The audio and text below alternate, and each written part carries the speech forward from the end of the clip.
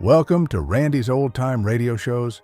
Up next is Captain Midnight, an American radio favorite that thrilled audiences with wartime suspense and pulse-pounding aerial exploits. The series helped set the standard for aviation heroes on the airwaves. Prepare for daring flights and high-stakes missions where courage, skill, and quick thinking mean the difference between victory and disaster. Grab your goggles and join the adventure now.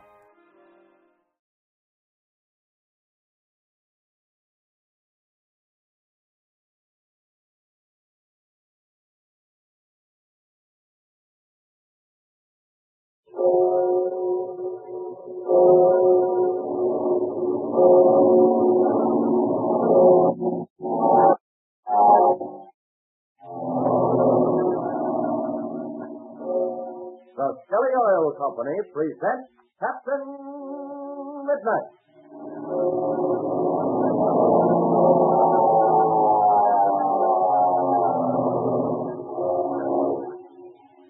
Captain Midnight, brought to you 3 times each week by the Skelly Oil Company, Skelly Jobbers and Dealers.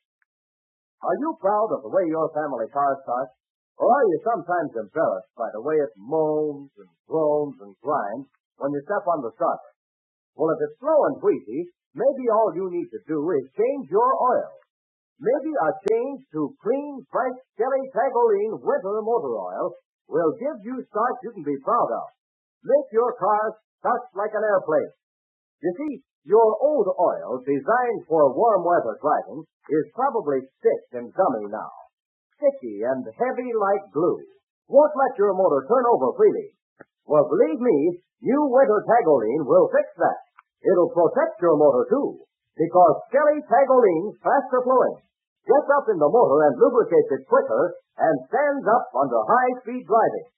If you want to get a real kick out of fast start, stop at any Skelly service station and let the boys drain out that old oil and fill your crankcase with fresh winter Skelly Tagoline. Tell Dad or Mother that, won't you? Ask them to try Skelly Tagoline Winter Motor Oil. You'll be proud of the way your family car starts. And your folks will be glad to know you know how to help them take care of the car. And now to Captain Midnight. The famous pilots, with Patsy and Ma Donovan and Major Barry Steele, are very happy, although they are still marooned in Major Steele's little camp deep in the Mexican forest, where Major Steele and Bud Conley made a forced landing. The little group is happy because the last radio message they received from Chuck indicated he was landing with the desperately sick Bud Conley at Ridgefield Airport.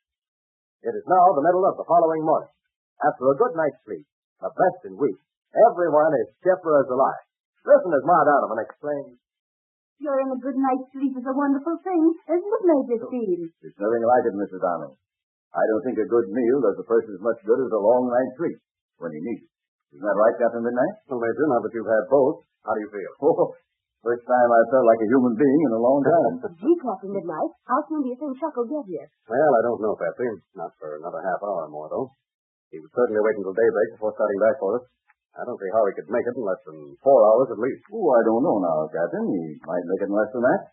He's got a pretty strong tailwind this morning. And that's a lucky thing, too, Major Steele, because now that the wind is from the north, he'll be able to land in this small field and take us all out at one time. Well, Patsy, although we might all get away at the same time, I think it would be better to divide up. Gosh, Captain Midnight, how do you mean? Well, now, you remember in Chuck's first radio message, he told us about the large field 2 miles north? Why, of course. That's the thing to do. You mean for Chuck to land at the other field? No, Patsy.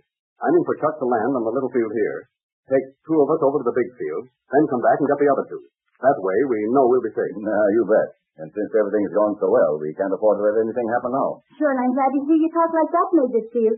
We want to get back home safe, all right. Well, there's one thing I wanted to ask Captain Midnight. Oh, of course, Patsy. What is it? Well, what are you going to do about your Spartan? It is cracked up some. Yes, I'm afraid that we're going to have to leave the Spartan here, Patsy. Oh, we might salvage the engine, propeller, and instruments, but... Well, I'm sure sorry I had to have that forced landing, Captain. Oh, it wasn't your fault, Major. It was that bad gas in the tank.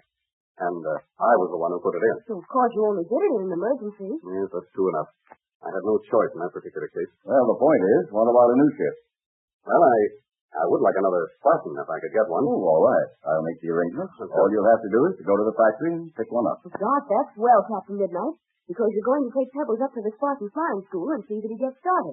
That makes it fine, then. We can kill two birds with one stone. Can I go with you when you take Pebbles to the school? Well, I don't see why not, Patsy. But I know that your mother wants to get the black gulch as soon as she can. Sure, you can arrange about that, Captain Midnight. And I think it'll be perfectly all right for Patsy to go to the school with you. The only thing is, now don't be taking her out to some South Sea Island.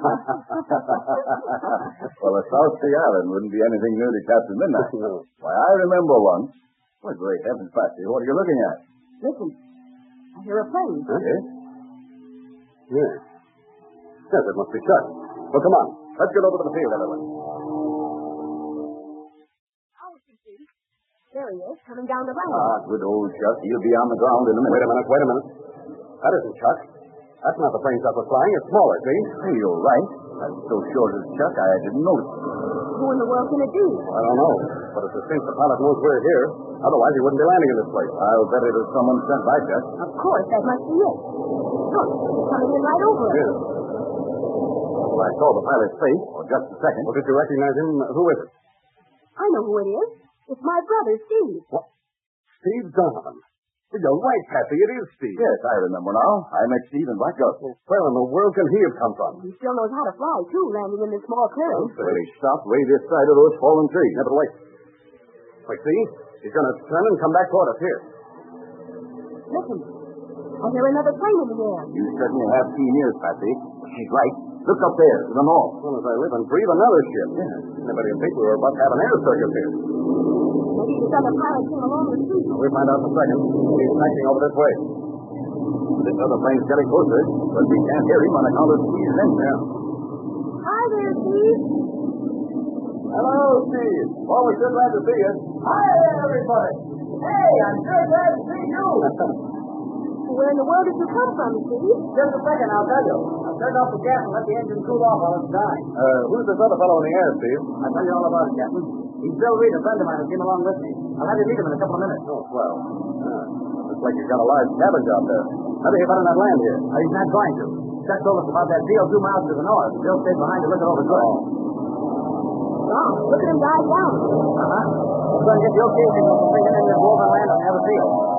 Now he can see. Here, I'll wave to him. Oh, look. He understands all right, see? He's waving back. You do remember Navy SEAL, don't you? You bet I do. Glad to see you again, Major. I'm glad to see you too, Steve. Say, where's Mother? Chuck told me she was here. He's over at our tent, Steve. We'll go and see her in a couple of minutes. Oh, your engine just died, Steve. Maybe we'd better turn off the switch, huh? I'll get it for you, Steve. Oh, thanks a lot, Patsy. Say, what's the matter with Chuck, Steve? Why didn't he come back with you? Well, I'll explain the whole thing to you. It isn't Bud Conley, is it? He isn't worse, is he? No, Captain. The doctors think Conley has a good chance to pull through. Oh, thank heaven for that. Some say. But that's news yet. Well, you see, it's this way. I had been working for the Southwest Airlines, you know, and just finished a long charter trip. In fact, it took me all over the United States and to Cuba. I was pretty well worn out when I got back, so the boss told me to take a long vacation. Oh, your headquarters are at Ridgeville, aren't they? I just got in yesterday afternoon and was out in the field last night when Chuck landed with Bud Conley. And after they took Conley to the hospital, Chuck and I had a long talk. By the way, he wrote a note for you. Here it is. Oh, fine. Thanks a lot. Go on with your story. Well, Chuck and I fixed up a little plan. I borrowed this small ship and got this other fellow to fly the big cabin job. After I take you people over to the other field one by one, he'll fly this ship back to Ridgeville while I'll go on with you people to Daniel Paredes' hacienda. Loosen loose. Are we going back there right away? Well, yes, that was Chuck's plan, Patsy. He said you had to pick up Pinky Drake and Slim Poole and some Mexican kid who you were going to take to the Spartan Flying School. Yes, that's right. But what's Chuck going to do in the meantime? Well, Captain, the doctors think Bud Conley will pull through all right, but of course he's not yet out of danger. Chuck wanted to stay around pretty close. As long as I could come down here for you, he thought that would be the best way. Well, I'm sure I don't see anything wrong with that. However, if you don't mind, Captain Midnight, I believe I'd go back with Bill Reed to Ridgeville. Yes, I know. You want to be close to Bud Conley, and I don't blame you. Oh, sure, Major. There's no reason why you can't go back with him. This is a two-passenger plane. All right. Then that's decided. Major Steele goes back to Ridgeville with Reed, while we go down to Senor Paredes' hacienda. Gosh, Captain Midnight, what did Chuck say in his note? Oh, wait, I almost forgot. See about that. Here it is. He says that Steve Donovan will explain everything to you. And as long as he can fly to meet you, I thought I had better remain near Bud Conley, at least until he's out of danger. While I am waiting here, don't you think it would be a good plan for you to fly down to Senor Paredes' hacienda and get Pinky, Slim, and Pebbles? Then fly back and meet me here. Love to everyone. And it's signed Chuck. Well, everything seems to be fixed up in fine style, doesn't it? Just think of it. We'll get to see Senor Pareda and Dolores again. Why, if we take off right away, we can be there by the middle of the afternoon. That's right, Patsy. And we'll get started right away, too. Come on, Steve. Maybe you'd better help us break camp. Right. You fly us over to that other field, and then we'll be on our... Nice work, Steve. I see you haven't lost your touch of the stick.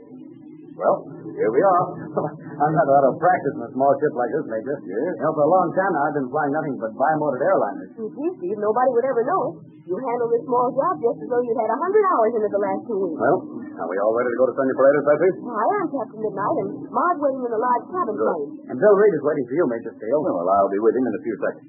Goodbye, Steve. Goodbye, Patsy. I'll probably see you in a couple of days. Well, goodbye, Major Steele. See you soon, Major Steele. Before we part, Captain Midnight, I'd like to have a couple of words with you. Oh, certainly, Major. Oh, we'll be waiting for you in the plane. Okay, Steve. Be right over. I'd go with you, but I feel my duties are Bud Conley. Yes, certainly, Major. I understand. What are your plans after you get back from Pareda Hacienda? I'm rather afraid that Ivan Shark has slipped out of our reach again. Yes. Well, Major, naturally, I'll devote all my energy to picking up his trail and closing in on him. What about Chuck Ramsey? And I'm afraid Chuck's going to be very unhappy if he can't help it. But, well, for his own good, I really think he should be in a flying school. Oh, you can do more for him than any flying school, Captain. But then I realize there are many other things to be taken into consideration. Yes, there are. Well, let's talk it over after I get back from the Parade Hacienda. As soon as I see Chuck, I'll have a long talk with him. Okay, Captain. The best of luck. And we'll keep in touch with each other by radio. Right. I'll see you and Chuck in a couple of days. Will Captain Midnight really see Chuck in a couple of days, as he expects? Little does the famous pilot dream of the fantastic events which are about to transpire. Events which will prevent his seeing Chuck Ramsey for a long time in the future. Don't miss the next adventure. Tune in next Monday to Captain Midnight. And now, I'm going to give you a valuable tip. How to avoid boiling away the antifreeze in your car's radiator. Now, you fellas and girls listening, get this. Show Dad you know something about driving and tell him this trick. It may save him several dollars worth of antifreeze this winter. You see, the trick is this. Most antifreeze doesn't boil away at all. It just runs out through the overflow tube when the heat of the motor expands the water and the antifreeze in your radiator. That's because you filled your radiator too full. So the answer is, keep your radiator about half a gallon short of its regular capacity. Don't ever fill it so the water comes up over the baffle plate.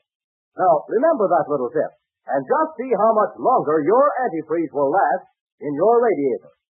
Now, of course, on all such things as this, you can always get expert advice from your Skelly service station man. He'll tell you lots of other things worth knowing about driving a car in winter. Ask him to tell you about Skelly Tagoline Winter Motor Oil, for instance. How it helps your car start easy on cold mornings, because it doesn't turn thick as glue in the crankcase. How it protects the motor, too, because it's free-flowing and gets up into the motor fast as soon as Dad starts up. Say, why don't you stop at a Skelly service station and try some of that Skelly Tagoline Winter Motor Oil tonight? And don't forget to tune in again Monday, same time, same station, for further transcribed adventures of Captain Midnight. Brought to you by the Skelly Oil Company, Skelly Jobbers and Dealers. What is going to happen to Chuck after he says goodbye to Captain Midnight? And where will Ivan Shark turn up again? Be sure to listen Monday. Until then, this is Don Gordon, your Skelly Man, saying goodbye and happy landing.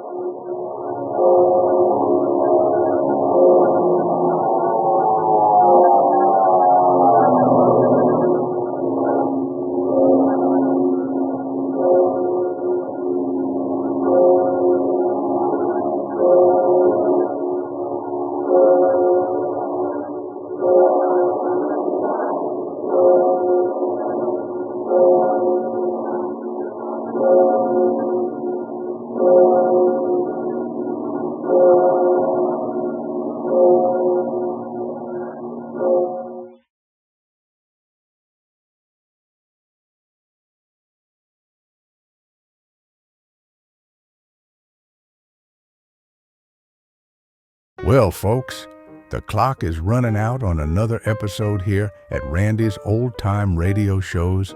Before we fade to black, remember, Randy spends hours each day scrubbing away the static and polishing every episode to ensure these treasures sound close to what they did decades ago. But it's not always easy or possible. Trying is time-consuming.